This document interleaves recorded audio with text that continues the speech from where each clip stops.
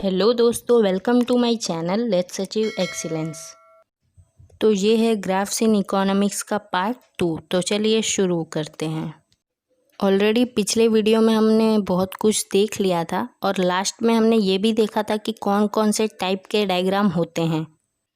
तो हमारे text book में तो बहुत सारे डायग्राम्स के नाम लिखे हैं: pictogram, scatter diagram, line diagram, circle diagram, bar diagram और पाई डायग्राम। लेकिन हम इस चैप्टर में सिर्फ time based line diagram, bar diagram और पाई डायग्राम के बारे में पढ़ेंगे। तो सबसे पहला है time based line diagram. Time based line diagram का मतलब होता है कि जो भी डायग्राम आपको कोई शेप या स्लोप दिखा रहा हो उसको हम कहते हैं टाइम बेस्ड लाइन डायग्राम।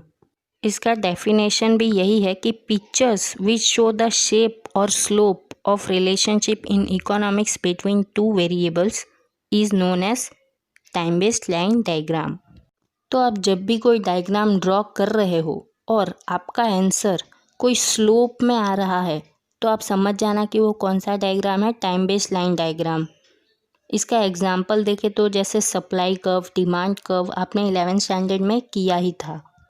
आपके स्क्रीन पे आपको ये इमेज दिख रही होगी, यही है टाइम बेस्ड लाइन डायग्राम। और आपको ये भी याद रखना है कि जो इंडिपेंडेंट वेरिएबल है वो एक्स एक्सिस पे आएगा और जो डिपेंडेंट है वो वाई एक्सिस पे आएगा। अब आपको इंडिपेंडेंट और डिपेंडेंट वेरिएबल अगर नहीं पता है तो मैं आपको बता दूं कि जो डिपेंडेंट है उसको कहते हैं डिपेंडेंट वेरिएबल और जो इंडिपेंडेंट है उसको कहते हैं इंडिपेंडेंट वेरिएबल।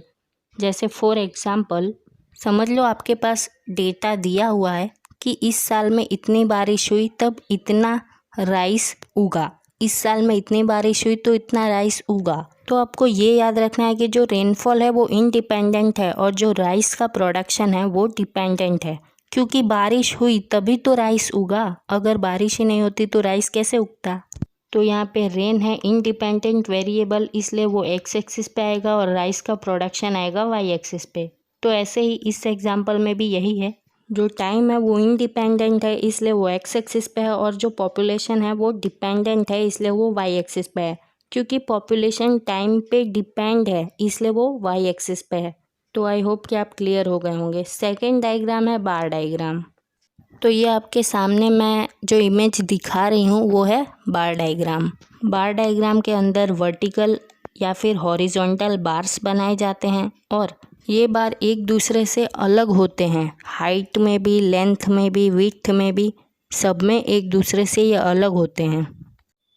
तो आप इनके हाइट या लेंथ को देख के कंपैरिजन आसानी से कर सकते हो। बार डायग्राम 3 तरीके के होते हैं, एक सिंपल बार डायग्राम, एक क्लस्टर्ड बार डायग्राम और एक डिवाइडेड बार डायग्राम।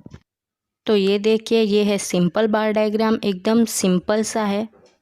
खाली आपको टेबल दी होगी और इन्फॉर्मेशन दे दिया होगा और आपको एक डायग्राम बना देना है सिंपल सा, तो उसको हम कहते हैं सिंपल बार डायग्राम। सेकेंड है क्लस्टर्ड बार डायग्राम। अब क्लस्टर्ड बार डायग्राम सिंपल बार डायग्राम से थोड़ा हार्ड होता है। जब आपको इन्फॉर्मेशन इस तरीके से दी गई हो जो मैं आपको स्क्रीन पे दिखा रही हूँ, तब आपको हमेशा क्लस्टर्ड बार डायग्राम ही बनाना है। आपको ये कब बनाना है, जैसे कि इसी एग्जाम्पल में ले लो आप कि जनवरी फरवरी में स्मॉल साइज़ के चॉकलेट्स इतने बेचे गए हैं, मीडियम साइज़ के इतने, लार्ज साइज़ के इतने, ऐसे ही करके पूरा दिसंबर तक दिया हुआ है। तो आप ये देख सकते हो कि आपका जो बार डायग्राम था, सिंपल बार डायग्राम, वहाँ पे भी ऐसे ही जनवरी फरवरी लिखा था, लेकिन सिर्फ एक ही इन्फॉर्मेशन दी गई थी। लेकिन यहाँ पे तो 3 इन्फॉर्मेशन दी गई है। इस केस में आपको क्लस्टर्ड बार डायग्राम बनाना है और ये है क्लस्टर्ड बार डायग्राम जो आपके स्क्रीन पे आपको दिख ही रही है। क्लस्टर्ड बार डायग्राम आपको बनाते समय ये बात याद रखनी है कि जैसे जनवरी फरवरी में 3 इन्फॉर्मेशन दिए गए थे ना, तो तीनों को आपको साथ में ही ड्रॉ करना है, अलग अलग नहीं ड्रॉ करना है। अब हमारा नेक्स्ट डायग्राम है डिवाइडेड बार डायग्राम। अब ये डिवाइडेड बार डायग्राम कैसा होता है, इसके अंदर भी हमें बहुत सारी इन्फॉर्मेशन दी गई होती है, लेकिन हम चाहे तो इसे एक ही बार में डिवाइड कर करके दिखा सकते हैं। जैसे कि ये आप एग्जाम्पल देख लीजिए। एग्जाम्पल में ये दिया हुआ है कि रूरल सेक्टर में इतना सेल हुआ है, अर्बन में इतना सेल हुआ है और ऑल इंडिया में इतना सेल हुआ है। तो आप चाहे तो इसे एक ही बार में डिवाइड कर करके दिखा सकते हैं। ये आप देख सकते हो आपके स्क्रीन पे। तो इस तरह का जब आप डायग्राम बनाते हो तो उसे हम कहते हैं डिवाइडेड बार डायग्राम। नेक्स्ट टॉपिक ये है कि आपको क्या क्या बातें ध्यान रखनी है जब आप डायग्राम बनाओ। कौन सा? बार डायग्राम। फर्स्ट चीज़ ये है कि सारे बार्स की जो चौड़ाई है यानी कि जो विड्थ है वो सेम ही होनी चाहिए। सेकंड है कि जो आपके बार्स हैं उसके लेंथ सही से होने चाहिए यानी कि वैल्यू के हिसाब से ही होने चाहिए। जैसे अगर आपको कोई डेटा दिया हुआ है कि जनवरी में 40 चॉकलेट्स बेची गई तो आपको 40 ही ड्रॉ करना है, 50 नहीं ड्रॉ कर देना है। थर्ड है कि आपको सारे बार्स के बीच में इक्वल डिस्टेंस रखना है। फोर्थ ये है कि आपको अपने सारे बार्स को एक्स एक्सिस पे ही रखना है, नीचे ऊपर नहीं कर देना है। फिफ्थ ये है कि आपको अपने सारे बार्स है ना लेफ्ट टू राइट बनाने हैं, ना कि राइट टू लेफ्ट। नेक्स्ट जो हमारा टॉपिक है वो है पाई डायग्राम। पाई डायग्राम के बारे में आपने सुना ही होगा कि कोई सर्कल होता है और उसे डिग्री में डिवाइड किया जाता है और फिर डायग्राम बनाया जाता है, उसको कहते हैं पाई डायग्राम। यानी division of a circle in degrees represents a pi diagram. और वो जो सर्कल होता है वो 360 डिग्री का होता है और आपको उसके अंदर अपना डेटा ड्रॉ कर लेना है। अब आप उसको ड्रॉ कैसे करोगे? तो देखो ये एग्जाम्पल देखो, समझ लो आपके पास इतने सारे आइटम्स दिए हुए हैं और परसेंटेज ऑफ मनी स्पेंट भी दिया हुआ है। क्वेश्चन आता है कि आप डिग्रीज को कैसे कैलकुलेट करोगे? तो उसका एक फॉर्मूला है कि component value upon total value into 360। यानी आप क्या कीजिए, पहले पूरा जो डेटा आपके पास दिया है, जैसे इस एग्जाम्पल में परसेंटेज ऑफ मनी स्पेंड दिया है तो उसका टोटल कर लो, उसका टोटल 100 है। अब आप सिंपल उसे फॉर्मूला में रख दो। सबसे पहले बुक्स है तो उसका मनी स्पेंट है 20, तो डिग्री के फॉर्मूला में आपको लिखना है, कंपोनेंट वैल्यू में आपको 20 लिख देना है, टोटल वैल्यू नीचे आपको 100 लिख देनी है और इंटू 360 करना है।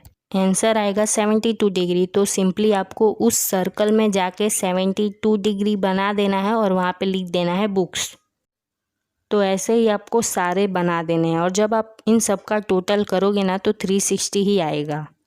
तो ये है पाई डायग्राम। अब आपको क्या क्या बातें ध्यान रखनी है जब आप पाई डायग्राम बना रहे हो? तो सबसे पहली बात यह है कि आपको एक ऐसा सर्कल ही बनाना है जो 360 डिग्री का ही हो। अब हर सर्कल 360 डिग्री का ही होता है तो आप वो टेंशन तो मत ही लो।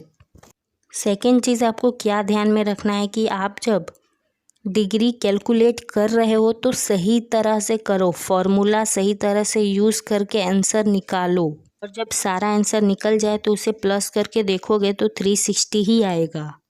थर्ड ये बोला गया है कि अगर आपको कंपैरिजन करना है तो आप बहुत सारे पाई डायग्राम्स बना सकते हो और उसे कंपेयर कर सकते हो। तो चलिए आज के वीडियो में इतना ही। अगले वीडियो में आएगा टाइप्स ऑफ ग्राफ और फिर उसके अगले वीडियो में आएगा कि हम हमारे इकोनॉमिक्स के स्टडी में किस तरह से टेक्नोलॉजी का यूज़ कर सकते। So okay friends, bye bye. Thanks for watching our video अच्छा लगे तो वीडियो को लाइक करके चैनल को ज़रूर सब्सक्राइब कर देना।